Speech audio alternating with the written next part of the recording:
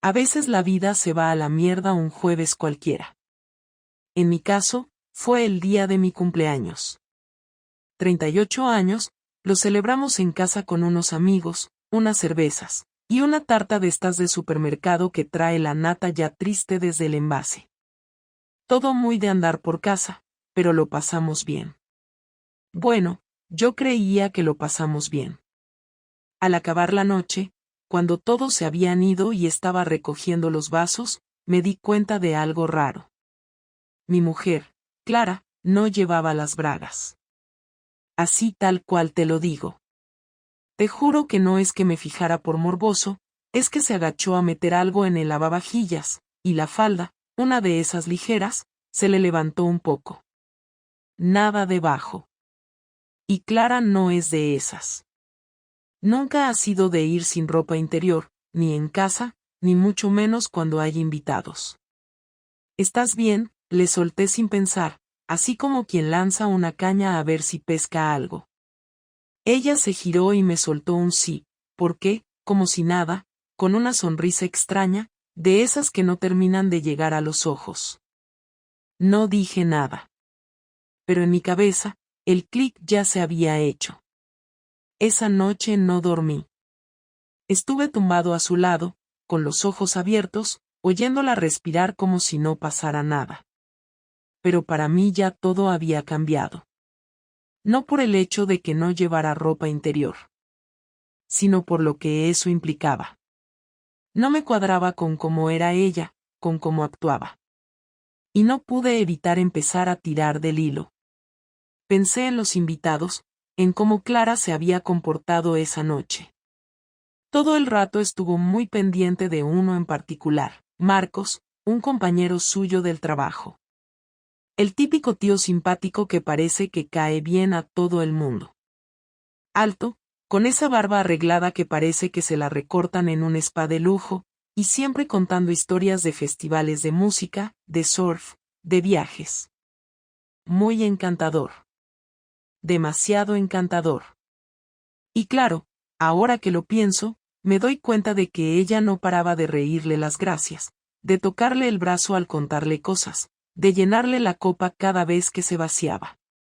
Pero claro, en ese momento yo no veía nada. Era mi cumpleaños, joder. No estaba con el radar encendido. Solo quería pasarlo bien. Al día siguiente, viernes, me levanté pronto como siempre, pero Clara no. Se quedó en la cama, diciendo que le dolía la cabeza. No le di importancia. Me fui al trabajo con esa sensación incómoda, como cuando sabes que te has dejado la puerta abierta, pero no puedes volver a comprobarlo. Todo el día me estuvo rondando lo mismo. ¿Por qué no llevaba bragas? Y ahí empecé a notar cosas. No en su móvil, no en su comportamiento digital, que eso es lo que se espera. No. Cosas pequeñas. El bolso que dejaba siempre en el recibidor, ese día lo guardó en el armario de nuestra habitación. La ropa que llevaba puesta la metió directamente en la lavadora, sin dejarla tirada como siempre. Y ni siquiera me dio un beso al salir de casa. El sábado, lo remató, me dijo que se iba a pasar la tarde con su madre, que estaban planeando una escapada de chicas. Me pareció raro porque su madre vive en Cuenca, y no la ve desde hace meses. Le pregunté si iba a llamarla o qué, y me soltó, no, hablamos por WhatsApp. Pero no tenía sentido. Su madre odia escribir, siempre la llama por teléfono. No lo sabía entonces, pero ese fin de semana fue la antesala de lo que iba a descubrir muy pronto. Porque todo lo que empecé a observar después de ese cumpleaños, las pequeñas señales, las incoherencias, me llevaron directo al punto de quiebre. Y no fue a través de un mensaje. No fue con pruebas digitales. Fue algo muchísimo más sucio, más directo, y más jodido. La mañana del domingo me desperté antes que Clara, aunque en realidad ni había dormido del todo. Me levanté sin hacer ruido, bajé a la cocina y me quedé allí, solo, con el café en la mano, intentando ordenar mis ideas. Sabía que algo no encajaba, pero todavía no tenía claro el qué. Esa inquietud rara, esa ansiedad constante, ese malestar que no sabes cómo explicar. No tenía pruebas, pero el cuerpo ya me estaba gritando que había algo podrido en todo eso. Me pasé la mañana sin decir nada, como un mueble más, y ella actuaba normal, o al menos lo intentaba. En un momento, mientras fregaba los platos del desayuno, se me acercó por detrás y me abrazó. Yo me quedé quieto, sin devolverle el gesto. Me dijo algo como te noto raro y yo solo contesté que tenía dolor de cabeza. Ni se molestó en insistir, lo que me confirmó que esa cercanía no era sincera, era más una jugada estratégica, como si quisiera compensar algo que ella sabía que había hecho mal. Esa tarde salí con la excusa de ir a casa de mis padres, pero en realidad fui a dar vueltas en coche, sin rumbo, sin destino, solo para pensar y para estar solo. No podía seguir así, necesitaba saber la verdad.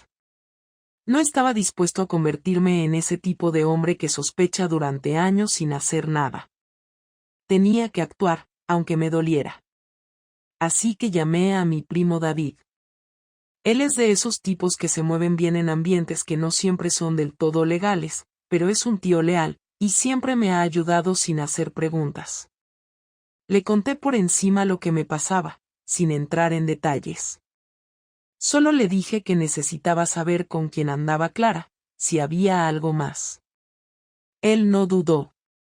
Me pidió que le diera toda la información que tuviera, horarios, rutinas, sitios donde solía ir, amigos, compañeros. Se lo pasé todo por mensaje. Durante la semana siguiente hice como que todo estaba bien.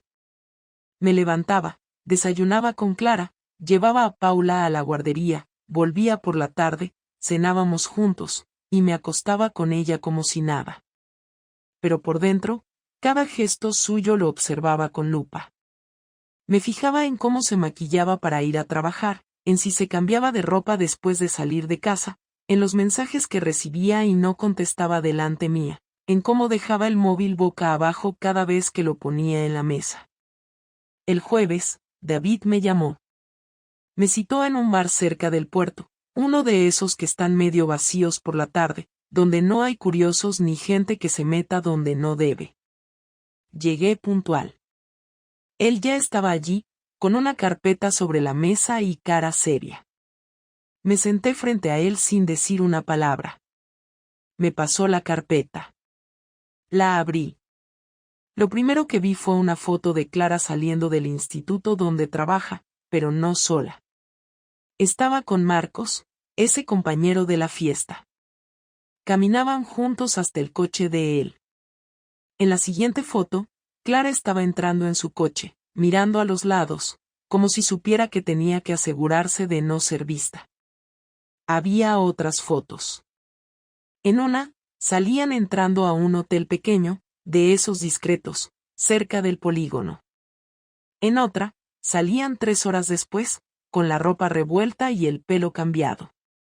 En otra, se estaban besando en el aparcamiento.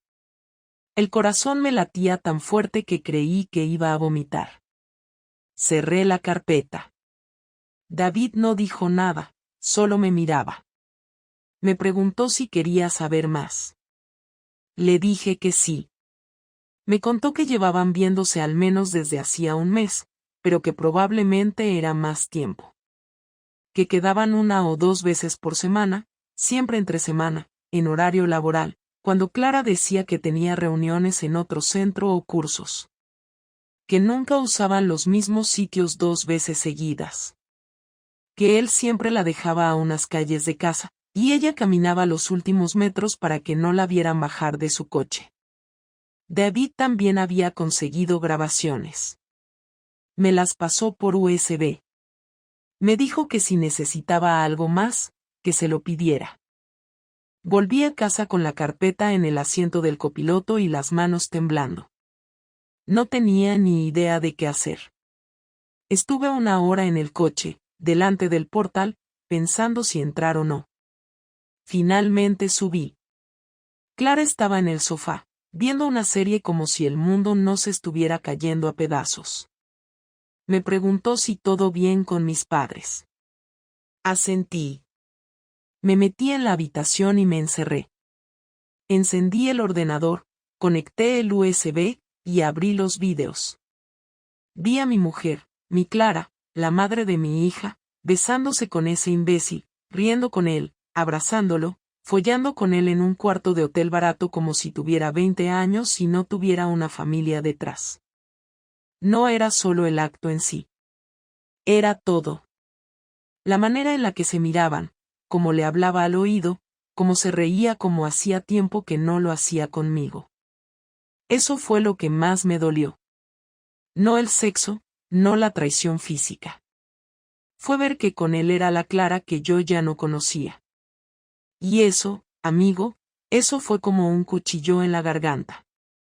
No dormí esa noche. Me quedé viendo todo, una y otra vez. A las 6 de la mañana, cuando ella se levantó para ducharse, yo ya tenía un plan. No iba a gritarle, no iba a llorar. No merecía que le diera el poder de verme roto. Iba a hacer esto a mi manera.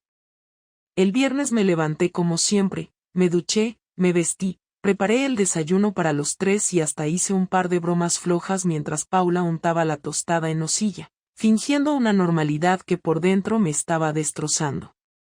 Clara me miraba como si nada hubiera pasado, como si yo siguiera siendo el mismo idiota que le dejaba las llaves del coche y confiaba en que iba a comprar libros para el aula. Noté que me observaba un poco más de lo habitual, como si estuviera intentando descifrar qué me pasaba, si yo sabía algo. Pero no dijo nada. Se limitó a darme un beso en la mejilla y a decirme que esa tarde tenía una reunión con una inspectora de zona. Esa fue la frase exacta, inspectora de zona. Me lo dijo sin temblar, con esa voz suya segura que siempre usa cuando quiere cerrar una conversación antes de que empiece. Yo asentí, me guardé la llave del coche y le dije que no se preocupara, que esa tarde yo recogía a Paula y me encargaba de la cena. Pasé toda la mañana fingiendo que trabajaba, pero la verdad es que no podía concentrarme. Estaba repasando una y otra vez lo que iba a decir, cómo iba a encarar esa mierda. Había pensado en hacerlo con gritos, incluso en tirar cosas, en romper algo delante de ella solo para que supiera lo que se siente cuando alguien te revienta la vida sin previo aviso. Pero al final decidí que lo iba a hacer a mi manera, sin escenas, sin insultos, sin escándalos delante de la niña. Solo quería que se sintiera acorralada, que no tuviera por dónde escapar, que no pudiera escudarse en ninguna excusa barata. A las 4 recogí a Paula, la llevé a casa de su abuela y le dije que esa noche Clara y yo íbamos a salir solos, que se quedara a dormir allí. Mi madre, sin sospechar nada, aceptó encantada. Hacía meses que no salíamos los dos sin la niña, así que para ella eso era una señal de que todo iba bien. A las 6, Clara llegó a casa. Yo la estaba esperando en el salón, sentado en el sofá, con la carpeta de David sobre la mesa. Cuando entró, dejó las llaves en el cuenco de cerámica que tenemos en la entrada, se quitó los zapatos y vino hacia mí. Me saludó con un hola amor que me revolvió el estómago. Me limité a mirarla sin decir nada. Se detuvo a medio paso, notando que algo estaba mal. Me preguntó si todo iba bien. Le señalé la carpeta con la cabeza. Se acercó con cara de no entender nada. La abrió, miró la primera foto y se quedó en silencio. Pasó la segunda, la tercera, y luego cerró la carpeta con lentitud. No levantó la vista. Respiró hondo y dijo algo que me hizo reír, no por gracioso, sino por lo patético. ¿Puedo explicarlo? No le respondí enseguida. Me quedé ahí, sentado, observándola. No lloraba, no se desmoronaba, no pedía perdón. Solo estaba allí, de pie, mirándome como si estuviera preparando un discurso. Finalmente dije, no hace falta que expliques nada. Lo he visto todo. Ella tragó saliva, se cruzó de brazos y soltó, no es lo que tú crees. Le pregunté si eso significaba que no se había acostado con él. No contestó. Entonces le pregunté si pensaba seguir viéndolo. Esta vez sí respondió. Dijo que no lo sabía, que todo era confuso, que se sentía atrapada, que llevaba tiempo sintiéndose sola y desconectada. Intentó justificar lo que hizo diciendo que necesitaba sentirse viva, que el matrimonio la había ido apagando poco a poco. Me dijo que no era por falta de amor, que me quería, que no tenía nada que ver conmigo, que solo fue algo que se salió de control. Yo no decía nada. La dejaba hablar, dejar salir esa verborrea que usan los cobardes cuando no quieren asumir lo que han hecho. Después intentó acercarse, como si todavía tuviera algún tipo de derecho a consolarme, y ahí me levanté. Le dije que no se le ocurriera tocarme. Se quedó paralizada. Me preguntó si pensaba divorciarme. Le respondí que todavía no había decidido nada, pero que a partir de ese momento, entre nosotros dos no había nada. Solo la logística necesaria para criar a nuestra hija. Que ya no la respetaba, que no confiaba en ella y que no tenía ningún interés en escuchar sus explicaciones.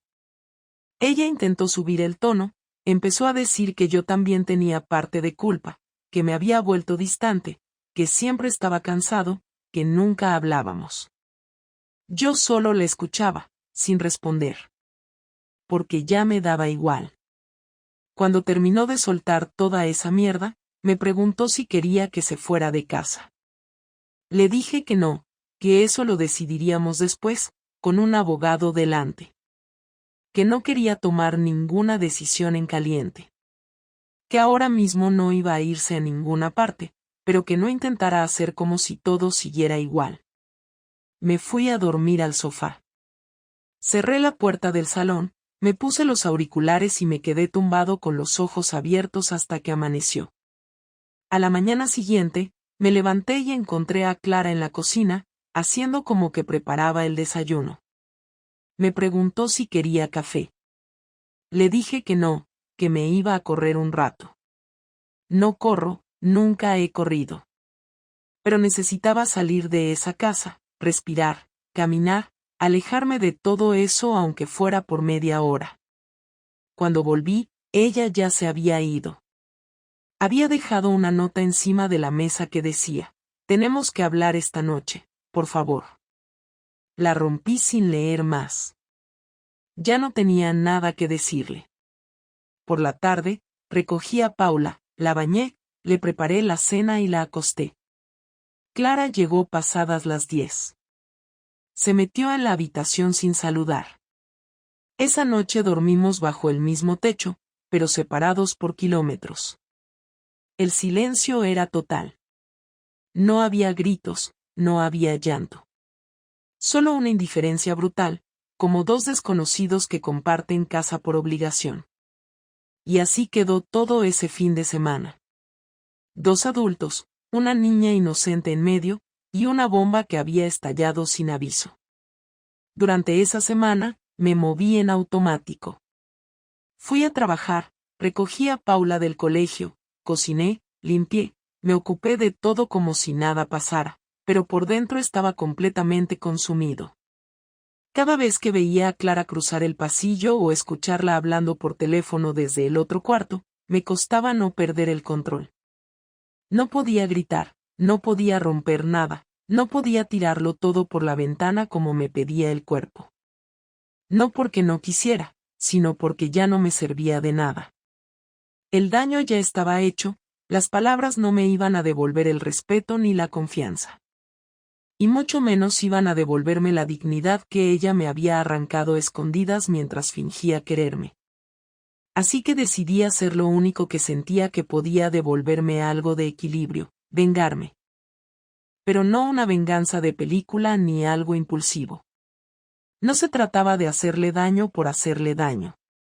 Era algo más práctico. Más silencioso. Más sutil. Me pasé 2 días armando un plan que no implicara romper nada ni gritarle en la cara.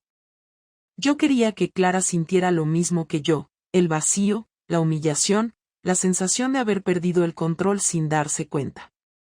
Así que empecé por lo más sencillo. fui a ver a un abogado.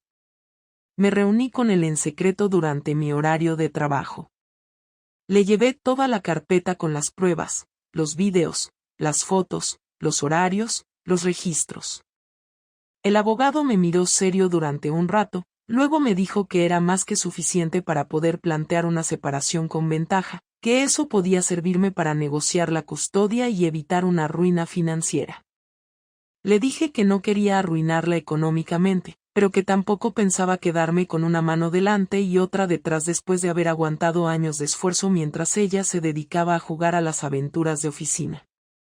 Me explicó los pasos, las opciones, y me pidió que no dijera nada todavía, que era mejor preparar todo con calma y soltar el golpe cuando ya no tuviera cómo esquivarlo. Esa misma tarde abrí una cuenta bancaria nueva. Cerré todas las sesiones compartidas de nuestras plataformas de ahorro, cambié mis contraseñas, y empecé a desviar una parte de mi sueldo a esa cuenta. El abogado me había dicho que, mientras no hubiera una denuncia o un proceso legal iniciado, no estaba haciendo nada fuera de la ley. Solo estaba tomando precauciones. También fui al colegio de Paula a hablar con la tutora. Le pedí que no le dijera nada a Clara, que solo necesitaba entender mejor cómo iba Paula emocionalmente en clase. Quería saber si había notado algún cambio, si estaba nerviosa, si tenía problemas. Me dijo que no, que Paula parecía feliz y tranquila, que no había mostrado señales de estar afectada. Me tranquilizó. Lo último que quería era que esta mierda salpicara a la niña. Por eso, todo lo que hacía lo hacía sin levantar sospechas, sin cambiar ni un gramo mi rutina en casa. Clara seguía creyendo que estábamos en una especie de pausa, que era cuestión de tiempo que yo aceptara su versión de los hechos, que todo podría arreglarse si ella ponía algo de su parte. Empezó a portarse como una santa. Me preparaba la cena, me preguntaba por mi día, incluso intentó dormir conmigo una noche. No dije nada, pero me levanté del sofá cuando intentó tocarme. Solo le dije, no me sale. Ella entendió el mensaje. Mi siguiente paso fue contactar con una compañera suya del instituto, una que había venido a nuestra casa alguna vez. Sonia. Siempre me pareció una tía simpática, directa, de esas que no se callan lo que piensan. Le escribí desde una cuenta nueva de correo electrónico. No le dije quién era, solo le mandé una copia de una de las fotos de Clara y Marcos entrando al hotel. En el asunto puse, tu compañera de departamento te representa bien. No hizo falta más. 2 días después, Clara llegó a casa con cara de guerra. Me preguntó directamente si yo había mandado una foto suya al trabajo. Le respondí que no, y era verdad, no la mandé yo. La mandé como otro. Se enfadó, empezó a gritar, a decir que yo estaba jugando sucio, que estaba arruinando su carrera. Le contesté que ella ya lo había hecho sola. Le dije, tú te acostaste con tu compañero, en un motel, durante el horario laboral. Yo solo hice que tus compañeros lo supieran. Durante los días siguientes empezó a recibir miradas raras en el instituto, sus superiores empezaron a cuestionar sus horarios y sus salidas. Me lo contó ella misma, con rabia, como si yo tuviera la culpa de que sus decisiones tuvieran consecuencias. Yo solo le escuchaba, le servía un café, y seguía con mi día. Mientras tanto, el abogado ya tenía el borrador de los papeles. El plan era esperar un par de semanas más, para que ella bajara la guardia del todo. Pero un día, cometió un error. Volvió a escribirle a Marcos. Lo supe porque dejé una cámara pequeña en el salón, escondida entre los libros de la estantería. Grababa en silencio y solo cuando había movimiento. La compré en Amazon. En una de las grabaciones, escuché cómo hablaba por videollamada con él mientras yo estaba en la oficina. Le decía que lo echaba de menos, que no podía dejar de pensar en él, que sentía que me estaba perdiendo por dentro, pero que no aguantaba sin él. Eso fue todo. Ya no había más que pensar. Esa noche no dije nada. Solo imprimí unas capturas, las metí en un sobre y se las dejé encima del desayuno al día siguiente. Cuando bajó y lo abrió, se quedó en blanco. Me miró y dijo, ¿estás vigilándome? Le dije que sí, que desde que me enteré no había dejado de hacerlo. Que no confiaba en ella y que necesitaba pruebas, no promesas. Se echó a llorar. Intentó de nuevo pedirme perdón, decirme que no sabía lo que hacía, que no quería perder la familia. Yo la miré sin decir nada. Le señalé una hoja que había al lado del sobre, el aviso de que en 3 días íbamos a firmar los papeles. Me preguntó si podía hacer algo para evitarlo. Le respondí, podrías no haberte follado a tu compañero. Ya es tarde. Salí de casa, fui a trabajar, y esa fue la primera vez en semanas que sentí algo parecido a paz. El día que fuimos a firmar los papeles, ella llegó con cara de haber llorado todo el camino. Llevaba la ropa que solía ponerse para actos del colegio, como si vestir con formalidad fuera a limpiarla por dentro o a cambiar la imagen que los demás ya tenían de ella. No nos hablamos en el coche, ni en el ascensor, ni en la sala de espera del despacho del abogado. Paula se había quedado en casa de mi madre, creyendo que íbamos a firmar unos papeles del seguro. No quise cargarla con la verdad todavía, necesitaba que todo estuviera hecho y atado antes de sentarme con ella. Clara intentó varias veces mirarme mientras esperábamos, pero yo no le devolví la mirada. Cuando entramos a la oficina, el abogado explicó todo con esa voz de notario que no cambia de tono ni cuando alguien está a punto de romperse. Clara firmó primero, sin levantar la cabeza. Luego me tocó a mí. Cuando firmé, no sentí alivio, no sentí rabia, no sentí nada. Me limité a terminar, guardar mi copia y despedirme del abogado con un apretón de manos. Cuando salimos, ella me dijo que necesitaba hablar, que no podía irse así, que no podía soportar este silencio.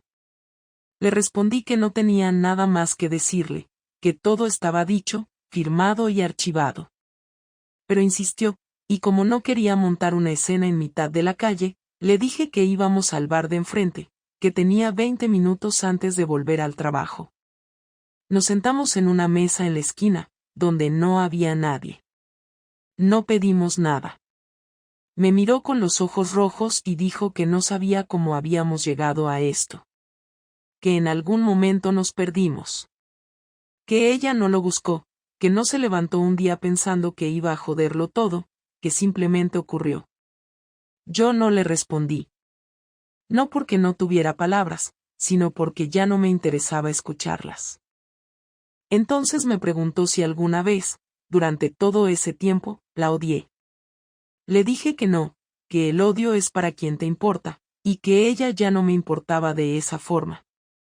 Le dije que me dolía, claro, que había noches en las que no podía respirar del asco que sentía, que hubo momentos en los que me imaginé haciéndole daño con palabras, con gestos, pero que todo eso se había ido apagando hasta dejar solo lo que quedaba ahora, indiferencia. Ella se quedó callada, tragando saliva, y dijo que todavía me quería. Le pregunté si eso significaba que seguiría viéndose con Marcos. Bajó la cabeza. No respondió.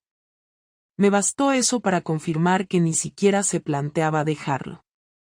Le dije, no puedes decir que amas a alguien y seguir acostándote con otro.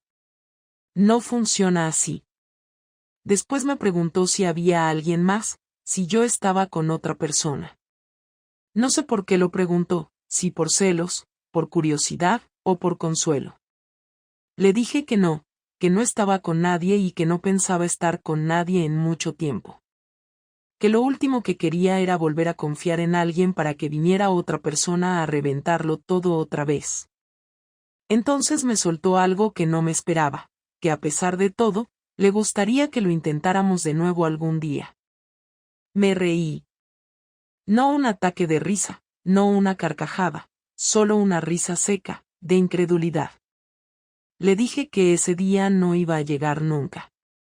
Que ella mató esa posibilidad cuando decidió meterse en la cama con alguien del trabajo en vez de sentarse conmigo a decirme que estaba rota. Que me podría haber dicho que se sentía sola, que no me aguantaba, que estaba aburrida, que necesitaba aire, y lo habría aceptado. Pero que eligió el camino más sucio, el más cobarde, y que eso no tiene vuelta atrás. Ella empezó a llorar.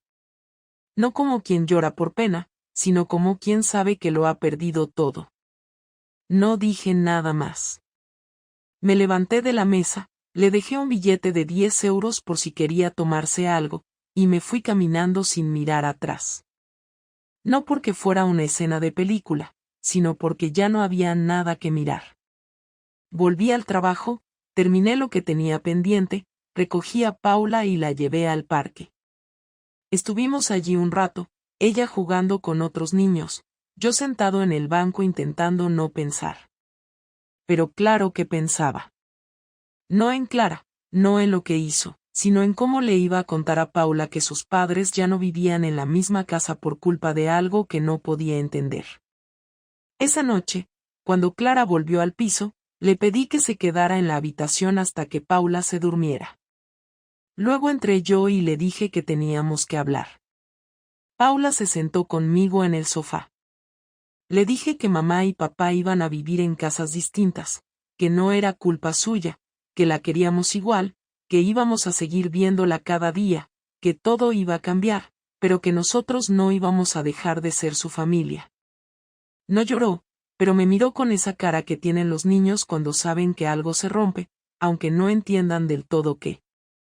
Me preguntó si íbamos a seguir cenando los tres juntos. Le dije que no, que algunos días estaría conmigo, otros con su madre, pero que siempre íbamos a estar cerca. No dijo nada más. Solo me abrazó. Y ese abrazo me dolió más que todo lo que Clara me había hecho. Cuando se durmió, volví al salón. Clara ya estaba con la maleta hecha. Le pregunté si tenía dónde quedarse. Me dijo que se iba a casa de una amiga. Le dije que estaba bien, pero que me avisara si necesitaba algo para Paula. Me dio las gracias. Abrió la puerta, se detuvo un segundo, como esperando que yo le dijera algo, pero no lo hice. Se fue. Cerré la puerta, bajé el pestillo, y me quedé ahí de pie, sin moverme, sin pensar, sin nada. Esa fue la última vez que hablamos cara a cara. Después de que Clara se fue, no hubo nada especial, no hubo ruido, no hubo liberación. Solo quedó silencio, una calma densa que no sabía si era alivio o simplemente agotamiento. Me senté en la silla del pasillo, la misma donde dejábamos la mochila de Paula todos los días, y me quedé allí sin hacer nada durante media hora. Ni encendí la tele ni miré el móvil. Esa noche dormí solo por primera vez en mucho tiempo, y no fue como me imaginaba. No fue un descanso ni una victoria. Fue una noche larga, interrumpida por los pasos de Paula y sus preguntas desde la puerta del cuarto, intentando entender por qué su madre ya no estaba en casa. Le dije que estaba en casa de una amiga, que necesitaba unos días. No sabía si mentir era lo mejor, pero no estaba preparado para explicarle la verdad. Pasaron las semanas y poco a poco la rutina se fue recolocando. Me quedé en el piso, por ahora, mientras gestionábamos los trámites legales y las cuestiones de la custodia. Clara venía algunos días a recoger a Paula, la llevaba al parque, al cine, o la dejaba en casa de sus padres, y luego la devolvía a tiempo. No discutíamos. No hablábamos más de lo necesario. No hacíamos ningún esfuerzo por arreglar nada. Lo más curioso es que, aunque había pasado por todo aquello, yo no sentía rabia en ese punto. Sentía una especie de decepción tranquila, como si hubiera llegado al final de un camino y solo quedara mirar hacia atrás para entender lo que aprendí. Y sí, aprendí mucho. Aprendí que confiar ciegamente en alguien no te protege de nada, que no importa cuánto tiempo lleves con una persona si esa persona un día decide dejar de luchar por lo que tienen. Aprendí que los detalles importan más de lo que uno quiere admitir. que las señales existen, que los silencios prolongados no siempre son normales, que las rutinas nuevas casi nunca son inocentes cuando llegan sin explicación. Pero también aprendí que no todo se rompe porque uno lo planea. Que hay decisiones que se toman desde el egoísmo, desde la necesidad de escapar, y que no se pueden controlar ni prevenir. Aprendí a observar sin reaccionar, a escuchar sin responder, a planear sin venganza. Porque lo que más dolió no fue el engaño físico, sino el desprecio emocional. Saber que alguien puede mentirte con una sonrisa mientras mira a tu hija a los ojos y le dice que todo va bien. Con el tiempo, fui reconstruyendo mi espacio. Cambié cosas en casa, moví muebles, guardé fotos, regalé ropa que ya no tenía sentido guardar. No lo hice por despecho, sino porque necesitaba ver algo diferente cada vez que me levantaba. Paula también empezó a adaptarse. Hacía preguntas menos frecuentes, parecía entender que su madre y yo no íbamos a estar juntos, y aunque todavía notaba que a veces se ponía triste, también la vi reír de nuevo, volver a su energía de siempre. Eso me mantuvo en pie. Saber que ella estaba bien fue lo que me permitió seguir. Con Clara, las cosas se estabilizaron. No nos hicimos amigos ni intentamos serlo, pero llegamos a un entendimiento funcional. Ella no volvió a hablarme de Marcos, y yo no le pregunté nunca más. No me interesaba. Lo que hiciera con su vida desde ese momento era problema suyo. Lo mío era otra cosa, cuidar de Paula, reconstruirme, y no permitir que esa historia marcara lo que venía. Porque si algo tenía claro es que no iba a repetir el error de quedarme enganchado a una traición. Un par de meses después de firmar el divorcio, Clara me pidió que habláramos en persona. Acepté, más por educación que por interés. Quedamos en una cafetería cerca del colegio de Paula, a media mañana. Me dijo que se iba a mudar a otra zona de la ciudad, que había encontrado un piso más cerca del trabajo y que quería establecer un nuevo acuerdo de tiempos con la niña. Me pareció razonable. Hablamos de logística, de horarios, de actividades, de cumpleaños. Todo fue civilizado. Antes de irse, me dijo algo que no me esperaba. Sé que no sirve de nada, pero quiero que sepas que me arrepiento de todo. No supe qué contestar. Me limité a asentir. Ya no necesitaba que me pidiera perdón. El arrepentimiento no me devolvía nada. Pasó casi un año desde aquella noche en la que vi por primera vez las pruebas. Hoy, la vida se parece más a algo manejable. No estoy feliz todo el tiempo, pero estoy tranquilo. Trabajo, cuido de mi hija, salgo con algunos amigos cuando tengo ocasión, y he vuelto a dormir sin despertarme a las 3 de la mañana con ganas de romper algo. A veces me preguntan si volvería a enamorarme. No tengo una respuesta clara. No cierro la puerta, pero tampoco la busco. Si llega, llegará. Lo que sí sé es que no volveré a dar nada por hecho. Nunca más voy a pensar que la estabilidad es garantía de nada. Y no lo digo desde la desconfianza, sino desde la conciencia de que nadie es intocable, que las relaciones se sostienen con esfuerzo mutuo, con transparencia, con respeto, y que el día que uno de los dos deja de estar, la estructura entera se cae aunque el otro siga sosteniéndola solo. Hace poco, Paula me pidió que fuéramos los tres al parque, como hacíamos antes. Le expliqué que mamá y papá podían ir al parque por separado, que no hacía falta estar juntos para disfrutar del mismo sitio. Me miró un rato y luego me dijo, no pasa nada, papá. Ya lo entiendo. Pero a veces solo quiero que estemos cerca los dos. Le dije que sí, que podíamos hacer eso. Ese sábado fuimos los tres al parque. Caminamos con ella, la empujamos en el columpio, comimos helado en un banco. No fue incómodo, no fue perfecto. Fue lo que fue. Y cuando llegó la hora de irnos, ella se fue con Clara y me despidió con un abrazo largo. Caminé de vuelta a casa solo, pensando en que, aunque no había sido el final que me imaginaba, tampoco había sido el peor. Había algo que todavía tenía intacto, mi capacidad de rehacerme.